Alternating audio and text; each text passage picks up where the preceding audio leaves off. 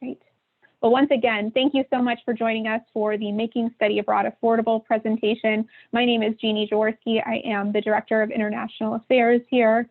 Just to give you a little bit of background, I was a low-income Pell Grant student, first-generation college student when I was an undergrad, and I was able to fund a semester study abroad program. I went to Mexico, and then I also did a 3-week winter internship in India. And so I was able to make that happen. It obviously changed my life and led to my career in international education. And so I have been, really honored and privileged to be able to dedicate my career to helping others have those similar experiences. So, regardless of what your background is and your experience, my goal is to help you hear something new today that helps get rid of some of the barriers that might be in your way to studying abroad, whatever your situation is. I also want to ask our Sharks Abroad peer advisor who's on the call to introduce herself. So Trinaya, go ahead whenever you're ready. Hi, everyone. My name is Trinaya. You can call me Naya, and I am a Sharks Abroad peer advisor. And what did you do for your program, Trinaya?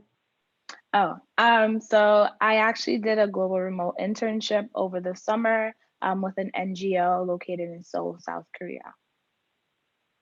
Awesome. And so as we are navigating this COVID-19 world, there's a lot more virtual opportunities as well. And in many cases, there are similar or other unique sources of funding available for those experiences as well. So whether you're planning on getting on a plane or doing something remotely, there will be hopefully information for you in this presentation. So without further ado, I'll go ahead and get started. Once again, in the chat, our Razor's Edge Global Scholars are going to be putting some information in about International Education Week. Oh, and shame on me, I almost missed one person who I want to introduce themselves. So Ramesh, do you want to introduce yourself as well? Sure. Well, hello, everyone. My name is Ramesh. I'm the graduate assistant for Razor's Edge Global in the Office of International Affairs. And I'm also an international student studying abroad. So I'm from Mumbai, India, and have had a little bit of a traditional or untraditional experience. So this is my 6th year studying abroad in the US. So I'm grateful to be here. So thanks, Jeannie. Thanks, Ramesh. And so if any of you are planning to go abroad, you might be working with Ramesh or Trinaya or one of our other Sharks Abroad student workers in the future. Okay, let's get started here. So the first thing we have to do is a disclaimer. So this presentation is created to demonstrate the study abroad program costs and aid availability using examples only. Every single student has a unique financial aid award, and so the information that presented today will give general information, but you're going to need to be really familiar with what your financial aid award is so that you can know exactly how it's applicable to your situation.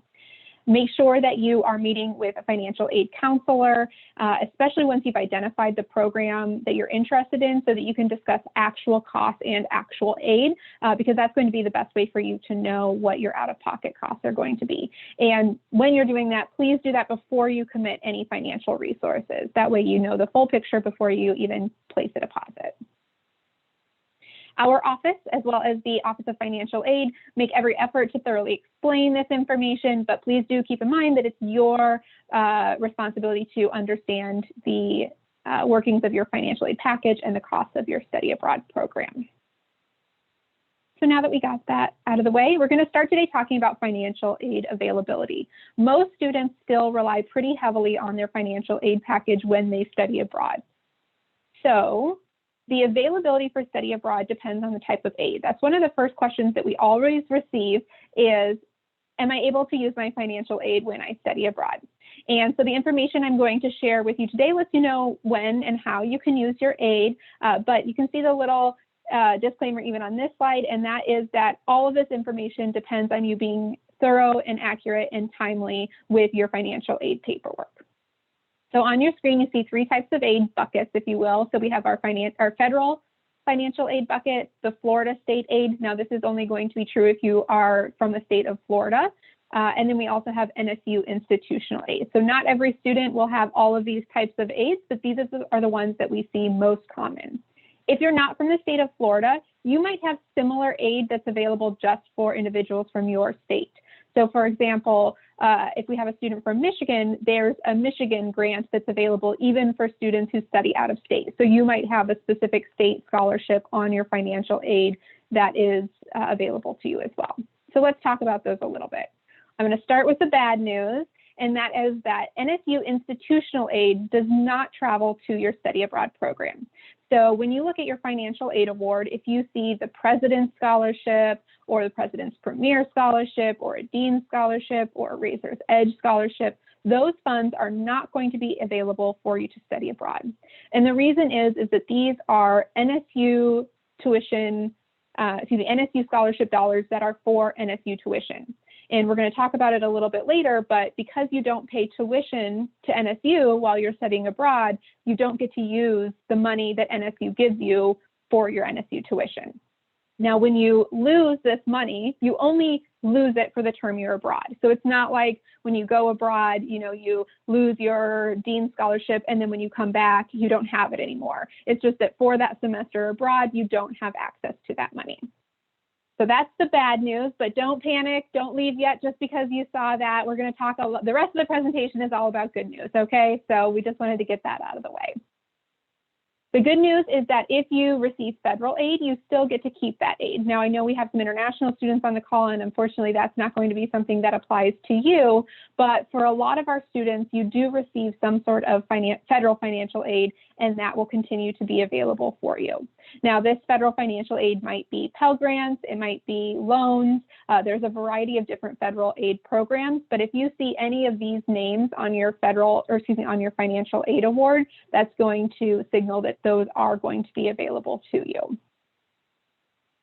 And then Florida state aid is usually going to be available as well. I put both here because there are some very small instances where it's not possible to use some Florida state or any state aid, but the vast majority of your Florida or other state aid is available to be used.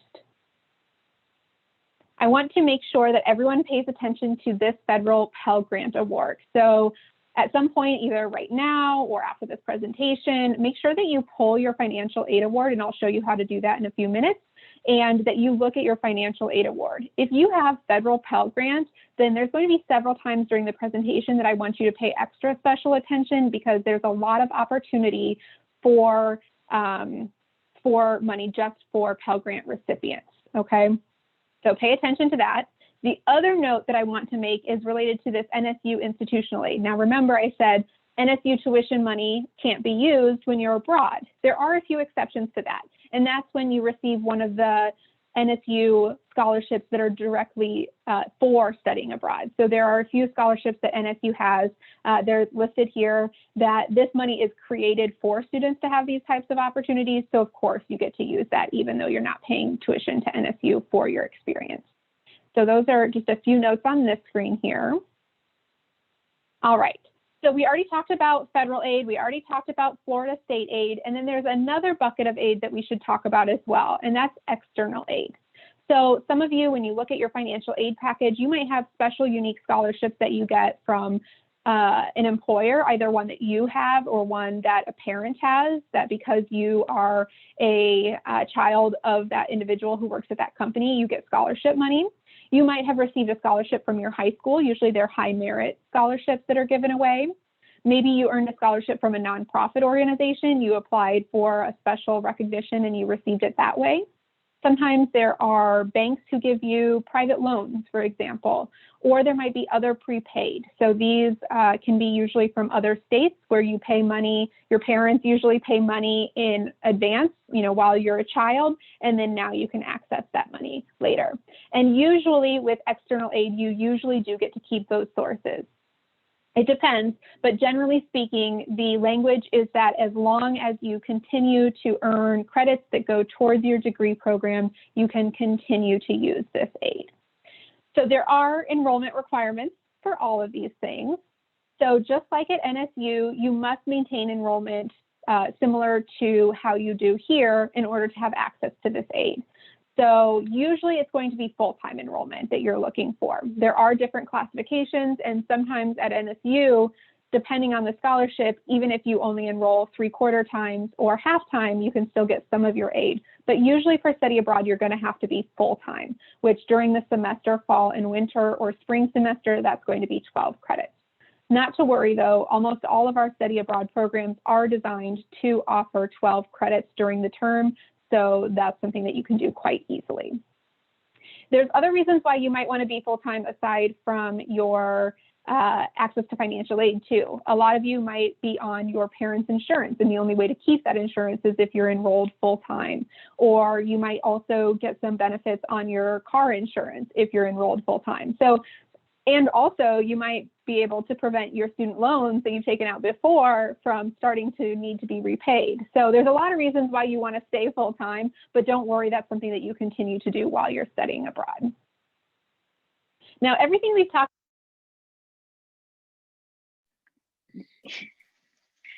I think, yeah.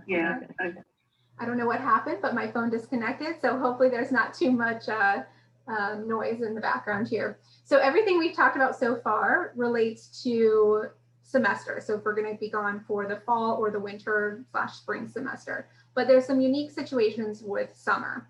So for summer, just like if you were to take classes at NSU, usually you only have your federal and state aid. So if any of you have taken classes at NSU during the summer, you know that you have to pay that tuition in addition, and you don't get to have like extra Dean Scholarship or extra Razor's Edge scholarships to help you pay for it.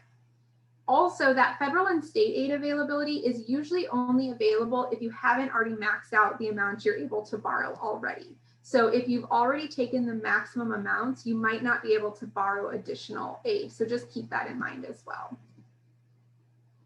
Your aid max is based on the educational expenses as well as federal state maximum. So each state, in the state of Florida, there's a maximum amount of aid you can get each year. In the federal programs, there's a maximum you can get. And that number depends on the unmet need that you have as a student. So it could be that if NSU costs you a lot more money than what your family's expected to contribute and what the institution's able to give you, that simply being at NSU maxes out your financial aid each year.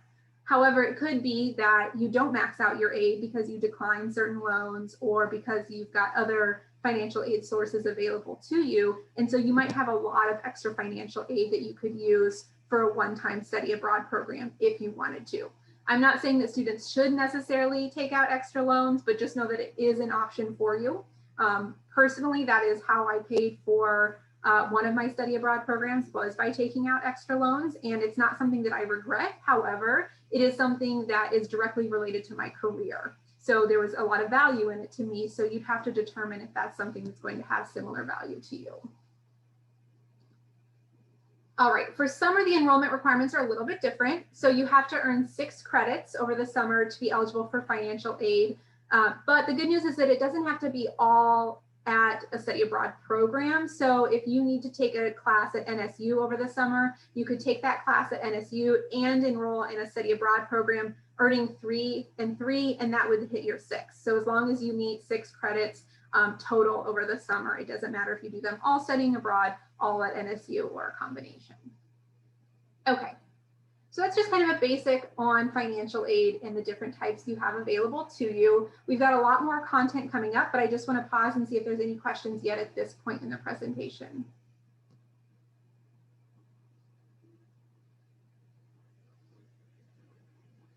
Okay, I'm going to go ahead and keep going, but feel free to interrupt me or use the chat.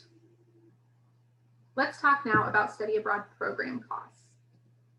So it's really important that you know what your program fee is. So at NSU, when you look at your costs for a year, usually you're going to be looking at an annual rate, and then you divide by 2 to determine what your semester cost is going to be. You will get a financial aid package that tells you the total cost of attendance, but you'll find out specifically what tuition is separate. So when we're talking about cost of attendance, we're talking about all things included, which is going to be your tuition, your fees, your housing, and your insurance. The program fee at most study abroad programs is going to be different than at NSU, where we price these things out separately. So you might get one bill from NSU that has your housing costs on it. It might have your declining balance meal plan costs on it, your tuition costs, but they're all going to be priced differently. Usually at a study abroad program, they're going to package all of these things together and give you one fee for that. Now, the reason that I point this out is because I want you to be comparing apples to apples. I don't want you to look at a program fee and see it being, I don't know, $20,000, and then look at NSU's tuition and have it, well, actually NSU's tuitions are on $20,000 a semester, but I don't want you to see a program fee that's higher and have you think that it's more expensive than the NSU tuition, right? So make sure that you're looking at what you pay to be at NSU, including your housing, your insurance, all of those things, and compare that to what the program fee is for a study abroad program. Some of your program fees may also include some or all of your meals, your books. Some of our programs even include a transportation card so that you can ride the local transportation at no fee. And some of them even include a travel excursion. So if you're studying in Rome, you might have an excursion to Venice that's included in your program fee. Not all programs, but each program is going to package things differently. So you just want to make sure you know what's included. Another thing to keep in mind is that if your program fee is published in a currency other than US dollar, you'll need to do that conversion. Now, our international students are very familiar with that process, but if it's not something you've ever had to do before, you can go to xe.com and that will allow you to do that conversion. However, keep in mind that most of our programs are going to publish at least the program fee in US dollars. They might publish other parts like local transportation in a local currency, but usually you're going to be using US dollars. There's other expenses that you need to keep in mind that you might not have at NSU. So if you're a local student, you might not need to purchase airfare to get to NSU, but you probably will need to get airfare to go abroad. You also need to keep in mind the meals that are not included. So maybe you're staying in a homestay that includes 2 meals a day, Monday through Friday. Then you need to make sure that you remember the other 1 meal as well as your weekend meals and just keep those in mind as well. And then of course, local transportation. If you need to go from your housing to your classes and you have to take transportation to get there, how much is that going to cost? Unless in case you're not living on campus, for example. So all of these things you just want to make sure that you know up front so there are no surprises later. Please keep in mind that when you're abroad at your study abroad program, you're not at NSU for tuition purposes. So it's not like the things that you're looking at here are in addition to being at NSU, it's instead of. So that's really, really important because a lot of people can see these figures and think, oh my gosh, that's so expensive. But oftentimes they're actually the less or the same as our NSU costs. So it's really not that bad. Just think of it instead of. Okay, so when we're looking at what is study abroad actually going to cost me, the first step is to find the program cost. So on our website, we have a bunch of different programs and you can click around. If we have time at this end of this presentation, I'm happy to do a tour of our website and show you how you can do that. But basically you click to our partners to find the costs. So I'm going to use this program as an example, but this is just one program by one of our partners. There's a ton of different programs out there. So we're going to use a program that is a Spanish language liberal arts and environmental studies program. So for this program specifically, it was a, well, winter is what we called it at NSU, spring is what everywhere else in the world calls it. And it was a program that ran from January to April. And the program for this was $9,295. So that was the program fee, okay? So that's the first piece of information that we have. But what are we missing? If we know the program fee, what do we need to know at this point? Well, we need to know what does it include. That's the first step. So we can do research and we can find out that an ISA, which is one of our most common partners, they include tuition and fees, housing, insurance, and more. So we already know that important part of the puzzle of figuring out how much this is going to cost us. So keeping with this same program, on the ISA website, you can find all of this information, and this might be really small, so I will say it aloud here, but on their website, they estimate the extra costs for their programs. So they say that for books and supplies, if you're going to be gone for a semester, you need to budget $100 for that. So that's one piece we have. There's also miscellaneous fees that you're going to have. So our program, I think this, I think it was in Costa Rica, maybe. I think this might have been a Costa Rican program. So here we found that we estimate $100 a week in miscellaneous fees if we're going to be on this program. So that's another piece of the puzzle that we have now. So we have $100 for books. We have a 13-week program, so we're going to estimate $1,300 for miscellaneous fees. Airfare to get to Costa Rica is usually not too bad, so we're going to place it at about $775. You might be able to get it cheaper, but it's always good to go high. That way you can plan ahead. And then we're going to assume travel expenses. Now, when I mean travel expenses, I mean your passport. So how much is it going to cost for you to get a passport, get those photos? Remember, keep all of that in mind so there aren't surprises later on if you don't have those items. And then for meals, for this one, we know from the website that there are most meals included, but you might need about $45 a week for extra meals for the program. Can you hear that? I know. Okay.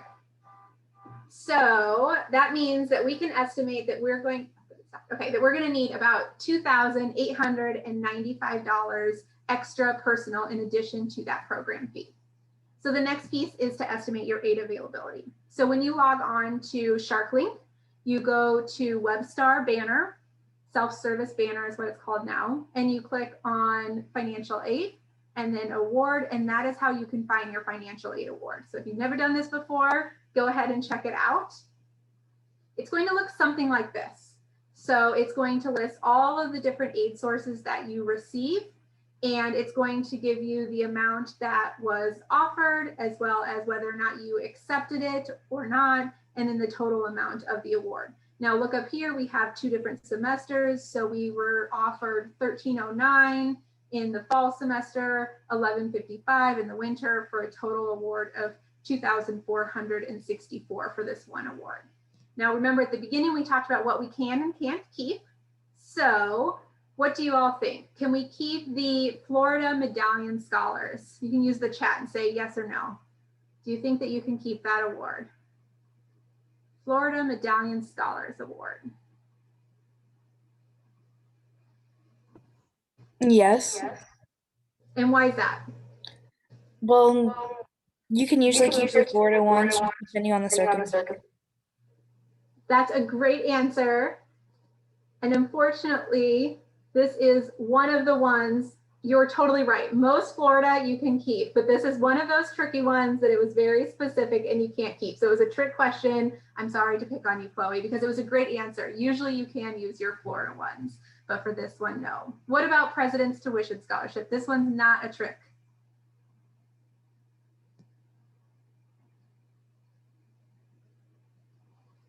Nope. So this is going to fall under that institutional aid right here, which has the X mark. So no, we're not going to be able to keep that one. Florida Resident Access Grant. I already tricked you on one Florida one. I'm not going to trick you on this one. This is one you can keep, okay? And then the the federal Pell Grant, that's that one we all want to have. That one we can keep as well. It's not a huge amount, but it's still good. What about work study? I'm seeing some no's. All right. It's debatable. So the way work study is usually you get an annual amount. So if you are given, this is a little bit higher than we usually see, but if you receive, let's say we're using this number of 6,000 and you earn all $6,000 in the fall, you can keep all of that amount, okay? So the trick with the work study amount is earn it before you go. You won't get to use it while you're gone, but you still have access to that pot of money. So you can go ahead and use it early, but you won't have access to it for your specific program. So it's kind of a trick.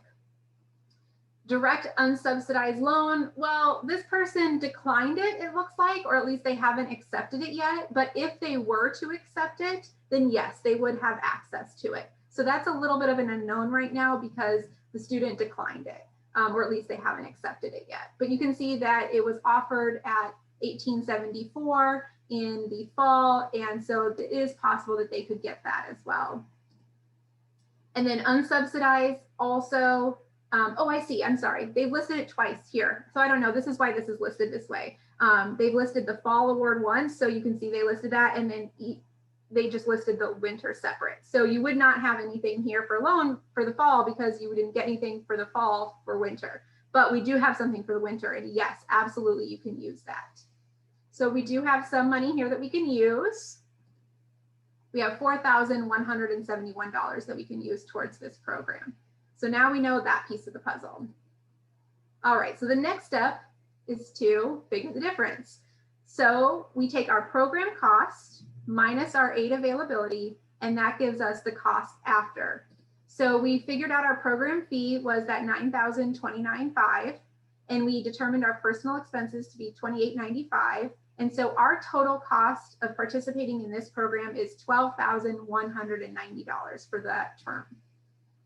We also looked at our aid package, and we know that we have a total of $4,171 for this program. Now here is another big asterisk towards this. Oh, sorry, before we get to that. So that means that we have to come up with $8,019. That's how much we have left to figure out to pay on our own.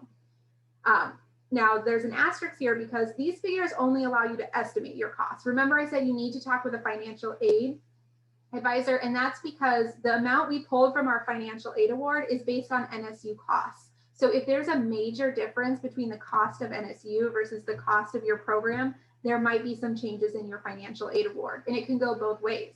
If the study abroad program is a lot less expensive, you might have less federal aid available to you. But if the program is a lot more expensive, then you might have more federal financial aid available to you. So it's kind of a moving figure, but usually these estimates are helpful to determining, about how much unmet need aid you're going to have. All right. So again, meet with financial aid office once you know your program fees. Okay, so in this situation, the student has $8,000 of unmet financial need. And so it's likely that if they have not already maxed out their federal financial aid, they're going to be offered additional loans. Again, the student may not be interested in those additional loans. So they might say, no, I'm going to look at other ways of doing this. But it is likely that they will get additional loans if this is their situation. So what if they're not interested in loans? Let's keep talking. All right, scholarships. This is going to be an important part for all students to look at. So starting with NSU, there are certain scholarships on the NSU website that you can look at that offer money just for study abroad. So you can go to scholarship and do a scholarship search. You can search for the word study abroad. You can search for the words off campus, and you can find a number of different awards that are available for these types of programs. There's also a lot of external government scholarships. So there's the US government as well as other foreign governments offer scholarships either in the US case to have US students go abroad, or in the foreign government's case to have international students come to them. So you can see those in both directions, and so you can look for external awards there. The one I really want students to pay attention to is the Benjamin Gilman Scholarship. If you are a Pell Grant recipient, this Gilman Scholarship is going to open up a ton of doors, and we're going to keep talking about that. But again, I want everyone to look at their financial aid award. If you have the Gilman on there, or excuse me, if you have a Pell Grant on there, you need to know about the Gilman. Another source of funding that's really important for students to know about is specific program scholarships. So a lot of our students will go on a study abroad program with one of our partners. And each of our partners has a whole pool of scholarships that they have available to students. And they can be for things like merit, high GPAs. They can be different diversity dimension scholarships for underrepresented populations. They can be scholarships based on certain program destinations. They vary a lot, but the important thing to know is these scholarships tend to go underutilized. So we actually just had a partner meeting today, and our partner told us that sometimes they have fewer than 10 students apply for these awards. So make sure you find out what scholarships are offered by your specific program and take advantage of those. Now, if you are going on an ISA program, which is the example we've been using today, you can't apply for a CIEE scholarship. These scholarships are for their specific programs. So that you can only apply for the scholarships based on the company that you're going with. So you don't get to have access to all of them, but as you're making your decisions, all of our partners, almost all of our partners have a program in Spain, for example. maybe one of the things you want to look at is, of our partners, who offers the most scholarships that you would be competitive for, and maybe that will help you make your decision. So just something to keep in mind there. All right, I want to highlight a few of our partners' scholarship opportunities so that you're aware of the types of money that's out there. So CIEE is one of our partners, and they have a number of different scholarships available for all NSU students. So remember earlier where I said if you have Pell Grants on your financial aid award, that's going to open up the Gilman, and that's going to open up even more opportunities. Well, here's an example. So if you have a Pell Grant and you go on a CIEE program, you have access to the GAIN grant, which is up to $1,000 for your airfare. And the only requirement is that you're a Pell Grant recipient. That's it. You don't have to do anything else. If you receive a Pell Grant, you can automatically receive up to $1,000 for airfare. The other one is a Gilman Go Global. So again, the Gilman is only available for Pell Grant recipients, and CIEE wants to increase diversity in study abroad. So what they do is on a first come, first served basis, anyone who applies for the Gilman can also get $2,500 towards their program, or $1,000 if you're doing the summer. So you don't have to win the Gilman. Just by nature of applying, you already get that $2,500 on a first come, first served basis. So planning early is important. There's also something called an MSI grant. Does anyone know what an MSI is?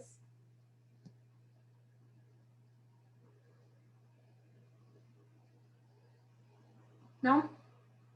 MSI stands for Minority Serving Institution, and NSU is classified as a minority serving institution. The specific kind of MSI we are is a Hispanic serving institution. So based on the percentage of our students who identify as Hispanic, we are falling into that classification as an MSI HSI. And what that means is because we're an MSI, every single student at NSU has access to this MSI grant.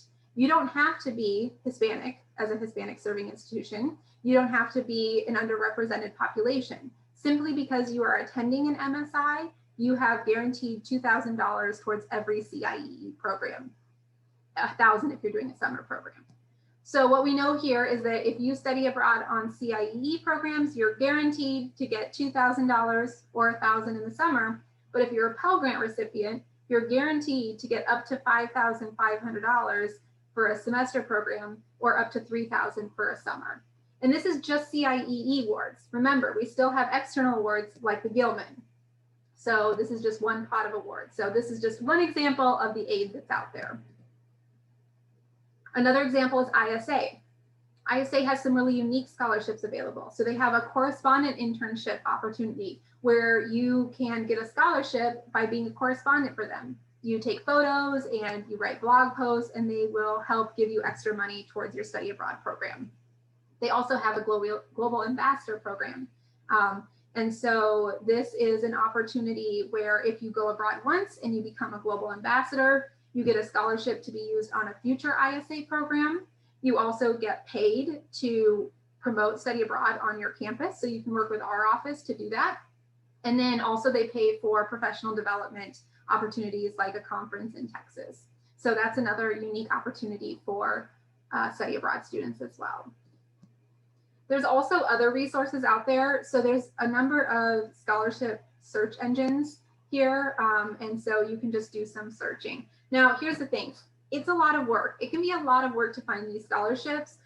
So something you can do to motivate yourself is you can figure out what the award amount is and then divide it by the time you have to spend into it. And then you can figure out like a per word cost. If you win the scholarship, they're going to give me $8 per word I write on this scholarship. And maybe that's something that you can motivate yourself.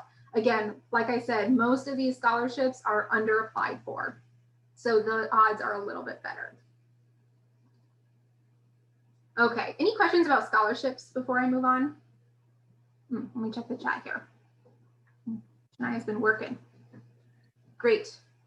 There was a question, Jeannie, from Lena about whether the scholarship is available because of COVID. Yeah, and that's a great question, and Shania did a great job answering it. So yes, a lot of these are still open. And even the Gilman, for example, they even allow their awards, and as well some of our partners, to be used on virtual programs. So the Gilman, we had 7, as Tanaya mentioned, we had 7 people win, which is the most we've had in the past 4 years combined. And those students had the choice to either wait and keep their award until it was safer to travel, or if they were graduating early, they could use their award towards a virtual experience. So there is still flexibility with these awards, even during COVID. When do you think is a good time to start applying for scholarships? Usually about somewhere between a year and 6 months out is usually the timeline for scholarships that you want to pay attention to. Yeah, great question. Oftentimes the applications for the actual programs are much later than the scholarships. So for example, ISA might accept applications until March 1st, but their financial aid deadline might be February 1. So make sure that you're not looking just at the application deadline, but also the study abroad scholarship deadline. Great questions. Okay, I'm gonna go ahead and keep going, but if you have others, feel free to let me know. Okay, so another type of way to gain money for your study abroad is crowdfunding before it was called crowdfunding. And that is asking the people who already buy you things to give you money towards your study abroad program. I know it sounds a little weird, but the older you get, the people, if you're fortunate enough to have people in your life who want to buy you presents, the older you get, the harder it is for them to know what to buy you. So if you're fortunate enough to have people in your life who want to get you gifts, they probably ask you, what do you want? And you're like, I don't know how to answer that question, right? So this is something you can give them. You can give them a wish list. You can say, I want a lot of money for my study abroad program. That might be one option, but you might have students or people who prefer to, give you things instead of money. And so maybe you want to create an Amazon wish list and put the things you need for studying abroad. I need luggage. I need a raincoat that I can use because I'm going to a rainy destination. I need a converter because my plugs are one style and the place I'm going is a different style. So think about the things you need for studying abroad and knock out some of those costs through your wish list. Ask for someone to pay for your passport application if you don't have that yet. That's like one of the best gifts you can give to someone. So those are different ideas for you to, again, if you're fortunate enough to have people in your life who want to give you things, go ahead and use this as an option. And then there's real crowdfunding. So if you go to GoFundMe and you search study abroad, you can find people who have created GoFundMe accounts for their study abroad program.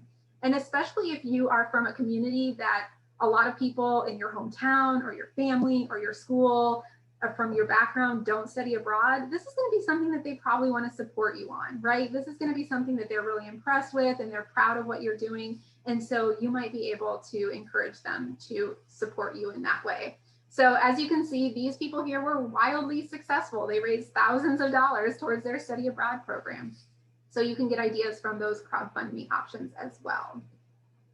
There's also some things that you can do to kind of increase your people's participation in your funds. So this is a former student of mine, and she was crowdfunding for hers. And so she created incentives. So if someone donated $5, she gave them a high five. If someone gave her $10, she gave them a hug. Maybe not COVID appropriate activities, but then of course the real prizes, she was really looking for those $20 donations and higher, is she actually was a photographer. So that she used that skill she had, and she was going to a place where she was going to be taking photos of her study abroad program. So she said anyone who donated $20, they would get a digital file of a unique print that she had made. And the higher the donations went, the better prizes, people got for their donations. It seems kind of silly, but normally, if a student asks me to donate, I'll probably give them $10, but instead I gave her 20 because there was a digital print there. And so it can just kind of increase the amount that you get there, and it shows creativity. So with this, she raised $500. It's not like it paid for her whole trip, but it was $500 that she didn't have before, and it was just from people she knew. This is another project that a class that I worked with at my last institution did, where they created online shout outs. So they had people donate, and depending on the level they donated, they would send a postcard from the destination they were going to. They were headed to South Africa, which was really cool. People like getting postcards, so that's a good option. Or they did shout outs online. which may sound silly, but think about all of your aunties and your grandmas who use Facebook, or even your parents or your parents' friends. They would love this, right? To do a little personalized shout out on Facebook. Also, people who have kids might really like this in terms of like a global exposure thing. So it seems silly, but these little things actually can help. And honestly, when you do this kind of thing, people know it's something you're invested in. And so they might, even be interested in supporting your goals that way. And through this project, this group raised over $1,000 doing this little stuff. So again, it didn't pay for their whole program, but it did give them money that they wouldn't have otherwise. So here are some crowdfunding sites. If you want to do this on your own, you can do so through these sites. Now, just the disclaimer for these is that we are not affiliated with these sites. And so make sure you know what you're getting yourself into in terms of their reviews and the amount that they take and all of that. Okay. Any questions about crowdfunding or things like that before we move on? Okay. All right. Program considerations is also another way to think about cutting costs. So the first thing to consider is the location. So you can use a website called Numbeo. I don't know if that's how you pronounce it, but it will allow you to see the cost of living in different locations. So for example, if one of your goals is to learn Spanish while studying abroad, you could either go to Madrid or you could go to San Jose. Here's an example of the difference in cost between those two cities.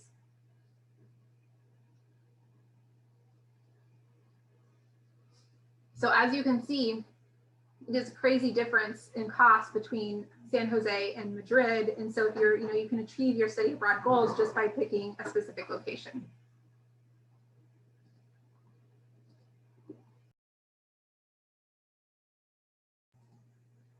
There's also okay, so let's say you really wanted to go to the UK.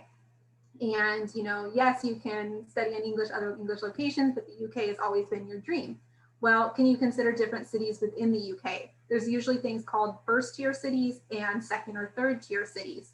And the first tier cities are going to be so much more expensive than the other smaller cities. So here's an example of two cities in the United Kingdom, London and a city called Hull. These were two destinations that I worked with in my last institution. And you can see there is a huge difference, especially when we're talking about housing costs between the two cities. And so that way you can achieve your dreams of going to the UK to study, but study in a smaller city, and you can still vacation in London while you're studying abroad. So location is actually going to be a huge factor when you're studying abroad in the total cost. Another thing that you need to consider is the exchange rates. So of course, these are constantly changing, but there are some things that you can, pretty much count on. The US dollar is usually always going to be less strong than the British pound. Usually you're going to know that you're going to be spending more money by studying in the UK than in the United States. The US dollar, however, is always going to be stronger, at least in our current landscape, than the Vietnamese dong. So if you are going to study abroad in Vietnam, you can know that the US dollar has really high buying power there. And so you can go further with that dollar. Another is the US dollar between the Brazilian reais. So this is actually fluctuates quite a bit. So this is a currency that goes all over the place. And so that's one that you want to pay attention to. What is it today and what is it going to be in 6 months when you end up there? Another thing to consider that's important to location is the cost of actual travel. So a flight to Costa Rica might only be around $500, but a flight to New Zealand is considerably more. And so you need to factor that into your overall program costs as well. Another thing you might want to consider when you're looking at your destination is the ability to work. So you should never go to a place assuming that your ability to work will pay for your program, but it might offer extra funds. Excuse me, guys, I've been talking all day and my voice is like catching up now. Okay, so here are two examples. If you go to Australia, if you go to Australia, you can get a work permit. So that can give you some extra money towards your program. And that's even on just a normal study abroad program. If you go on semester at sea, because it's a US institution that runs it, you can do your federal work study. So that's a way that you can get extra money towards your program. They have on-campus, on-campus jobs that you can do on the program.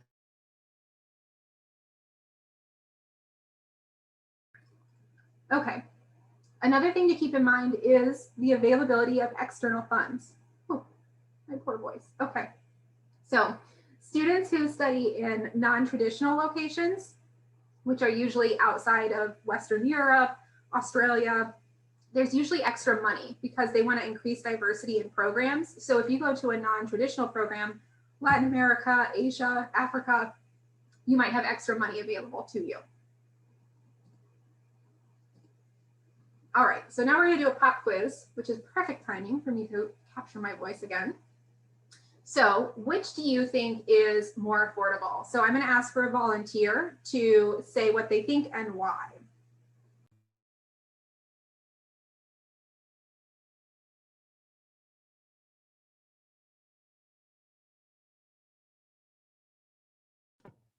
I'll answer it. Honestly, I would probably say, I'm gonna just guess, but I'd say 3 months during the academic year, because during the summer, a lot of people like travel into like the tourist locations that a lot of people are like gonna be trying to go to study abroad. Awesome. Thanks for your bravery. It was a trick question, but you got it right. So I'm glad we didn't trick you again. So yeah, usually people are going to think that it's more expensive to study for 3 months than for 3 weeks. But the truth is that because you are paying the program tuition instead of NSU tuition, it's a swap out. Whereas if you go over the summer, you're still paying your NSU tuition for the fall and the winter, and then you're also paying summer. So that's why it can be more expensive. Additionally, our external aid available, it favors longer programs. So we saw that with the CIEE scholarships where they gave more money for semester programs than summer programs. And just generally speaking, programs tend to favor a longer program with their pricing. Okay, another question. Which is more affordable, summer classes at NSU or summer classes abroad? Let's have someone other than Chloe answer.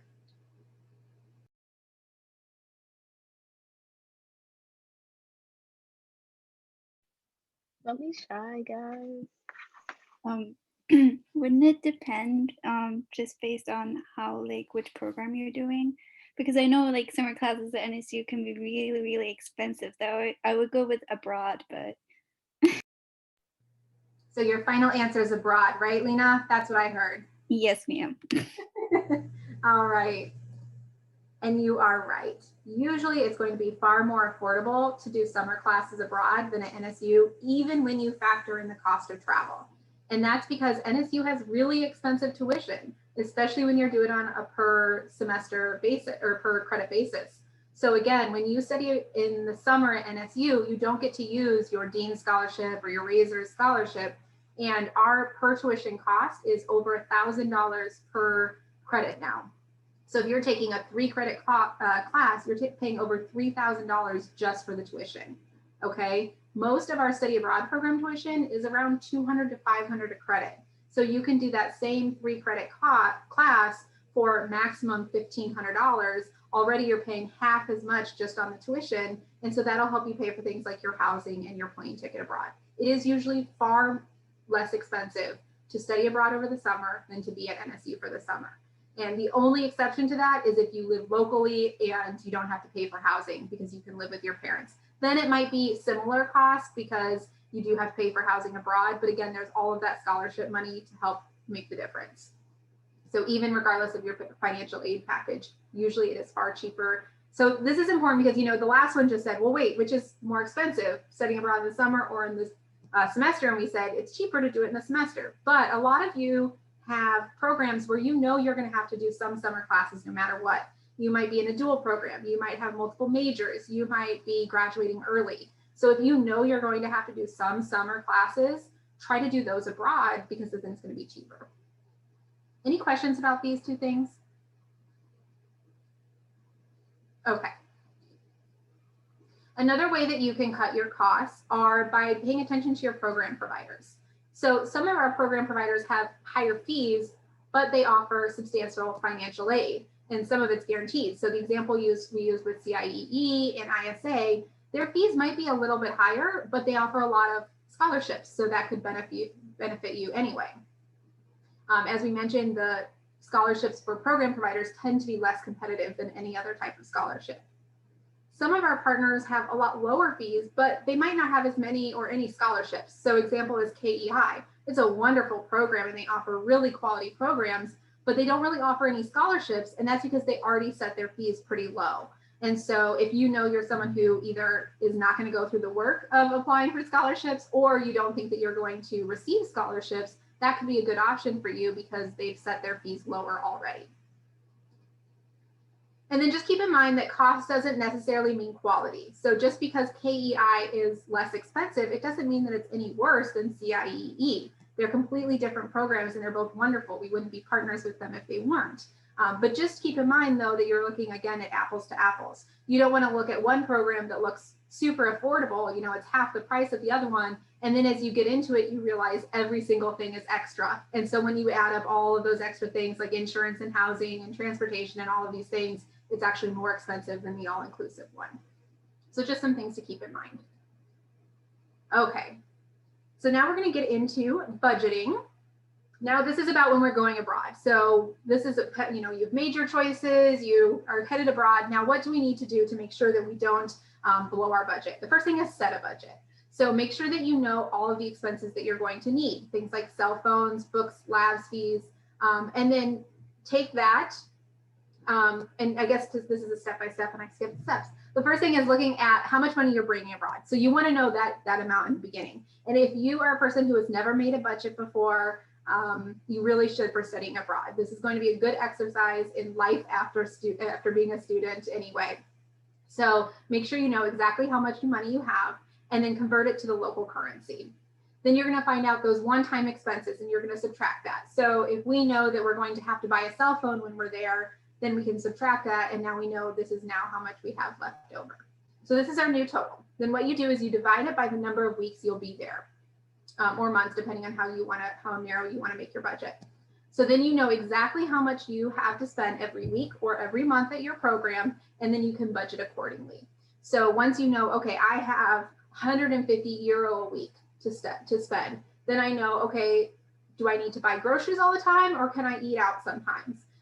Can I take Uber places, or do I need to walk or take a bus places? These are just different things that you can keep in mind for your budget. Another thing to do is then make sure you're tracking it every single week so that you know, okay, I'm on track, or I'm spending too much, I'm definitely going to blow my budget. What else can I do? I really like this app called Daily Budget. It's one of the options. There's tons of budget apps out there that you can try. Another way that you can really save money is just being mindful with the choices you make when you're booking your travel. So there's a lot of discount airlines you can use. There are hostels. Hostels get a bad rep in the United States, but hostels abroad are safe and secure and clean, and you don't need to worry. Just make sure you read the reviews, but you know, it's a really great way to travel abroad. Another thing that you can do is you can take an overnight train and bus instead of booking a flight and then having to book a hotel in that city. If you can do an overnight train or bus, now you've got your transportation and your lodging in one cost. Public transportation in other parts of the world is so much superior to what we've got in the United States. There are trains that will take you everywhere. Buses actually run all of the time. You can, you know, pick them up anywhere you want to go. It's cost effective. So just because you might not use transportation, public transit in the United States, doesn't mean you won't use it abroad. Almost everyone uses public transit abroad. Make sure you take advice from locals and previous travelers. Those are going to be the people who can tell you the best deals. And then take advantage of student discounts. Make sure you take your NSU student ID because that can get you free or reduced cost entry into museums and other discounts that you can get. I have two main tips on how to save money while you're abroad. The first, don't buy things. I know it's so hard when you're traveling abroad, you see all of these souvenirs and all of these things you want, but honestly, after you get back within a year or two, you won't want them. They won't, you know, so be very wise with how you do things. If you travel to 15 different cities in a semester, you don't need a souvenir from every single one of those cities. Or if you do need a souvenir, do something that's super low cost. Like maybe you keep a map from every place, or maybe you take a picture in each place and that will be your souvenir. Maybe you send yourself a postcard from every single place. You know, there's definitely things that you can do that will be low cost that will help you. Plus, if you want to have a life of travel, you're not going to be wanting to carry around things all the time. So this is just a good habit in terms of minimalism moving forward. Number 2, and this one's actually way harder for me, cook your own food. This is really hard because while you're studying abroad, you want to eat out and try everything. And I'm not saying don't ever eat out. I'm just saying do both. Don't eat every single meal out because you'll spend a lot of money, but then also cook some things as well. When you're staying in hostels, they have kitchen. And so you can go to the local grocery store and buy some things, or maybe breakfast is even included. So, you know, take advantage of making the less exciting meals, maybe like breakfast, you can make it on your own and save money. And that way you can eat out for some of the other meals. Another thing is don't eat in the super touristy locations. You'll spend a lot more money if you're eating at the places where all of the tourists are going. Find out where the locals go. It's usually going to be a lot less expensive and probably better food as well. So that is the end of my presentation, and I got my voice back just in time to take any final questions that you have. I have a question. Absolutely. Yeah, you said that so we wouldn't lose the Dean Scholarship, for example, if we were to study abroad during the semester, right? You don't get to, oh, I'm sorry, go ahead. No, you can go ahead. So where this money would go, would it be cumulative for the next semester? Or so it doesn't, it just is unavailable. So you lose your ability to earn that amount during that term. So you don't get to save it until later. It's just gone for that term because you're not paying NSU for that tuition that term. You don't get the money for that term. Okay, thank you. That's a really good question. That's an important question. Absolutely. Any other questions?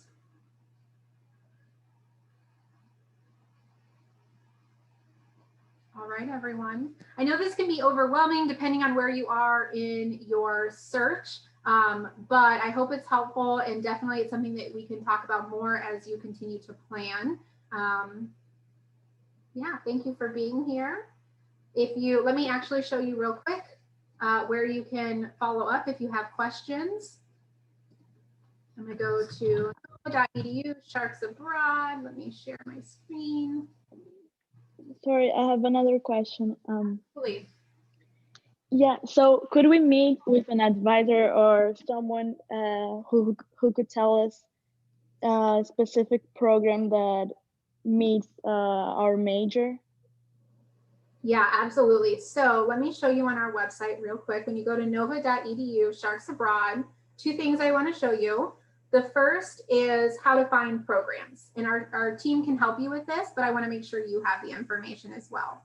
So when you click on that first place and go to program options, come down here to study abroad programs, and then click on study abroad program options. There's a lot of information here that will help you, but when you go to study abroad program options, you can see, and you can do some searching. So you can look, like, let's say you want to be gone in the summer, but you only want to be gone for 2 to 4 weeks. So you can use this chart to then see all of the different partners we have that offer programs for 2 to 4 weeks over the summer.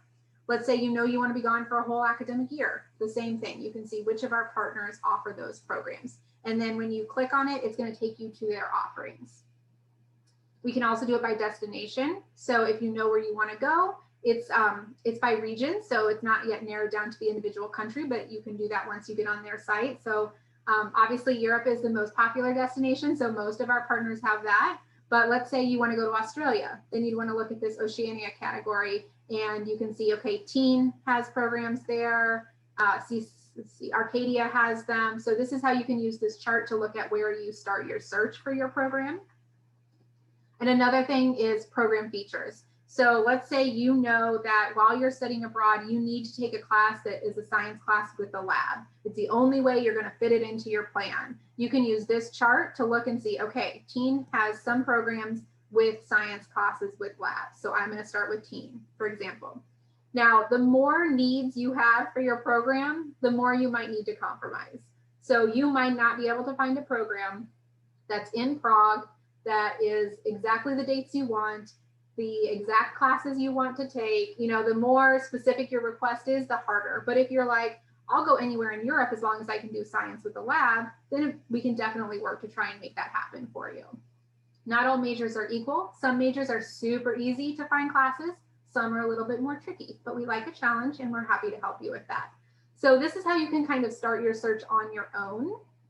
But then when you're ready, another thing I want to show you is how to book an appointment. So down here on all of our study abroad pages, you can go to contact us.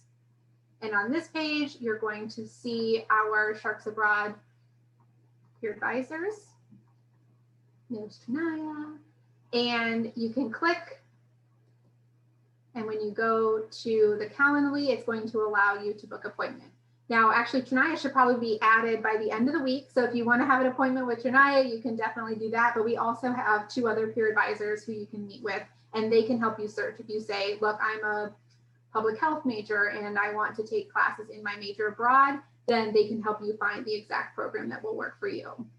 Each of our Sharks Abroad peer advisor has a bio here. You don't have to meet with someone who has the same major with you or who went to the same destination. But if there is a way that they connect, if you're also a public health major, Cassidy might be a good person for you to meet with because she knows, you know, your curriculum. So you can meet with any of them. It's up to you. I hope that helped, Christina.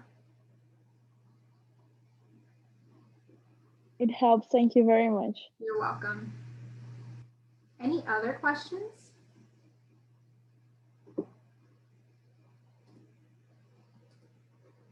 No? All right then. Thank you so much for being here. Thank you for joining us on International Education Week. Make sure that you signed in so you get an entry into the drawing for $50. And then also we hope to see you at other future IEW events throughout the week. Oh, and make sure you follow us on Instagram at Sharks Abroad. All right. Bye, everyone. Bye.